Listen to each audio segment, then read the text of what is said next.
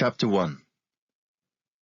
James, a bondservant of God and of the Lord Jesus Christ, to the 12 tribes which are scattered abroad, greetings. My brethren, count it all joy when you fall into various trials, knowing that the testing of your faith produces patience. But let patience have its perfect work, that you may be perfect and complete, lacking nothing. If any of you lacks wisdom, let him ask of God, who gives to all liberally and without reproach, and it will be given to him. But let him ask in faith, with no doubting, for he who doubts is like a wave of the sea, driven and tossed by the wind. For let not that man suppose that he will receive anything from the Lord. He is a double-minded man, unstable in all his ways.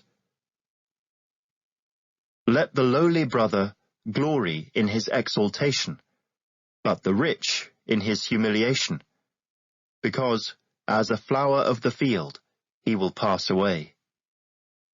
For no sooner has the sun risen with a burning heat than it withers the grass.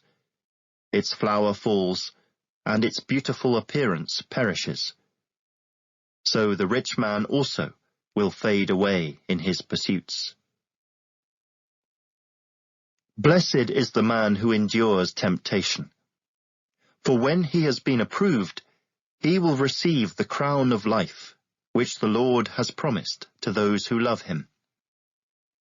Let no one say when he is tempted, I am tempted by God. For God cannot be tempted by evil, nor does he himself tempt anyone. But each one is tempted when he is drawn away by his own desires and enticed. Then, when desire has conceived, it gives birth to sin, and sin, when it is full grown, brings forth death. Do not be deceived, my beloved brethren.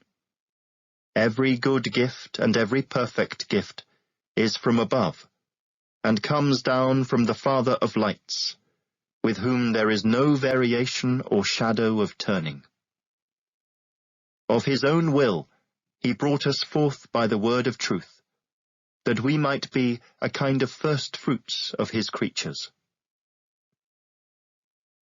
So then, my beloved brethren, let every man be swift to hear, slow to speak, slow to wrath. For the wrath of man does not produce the righteousness of God.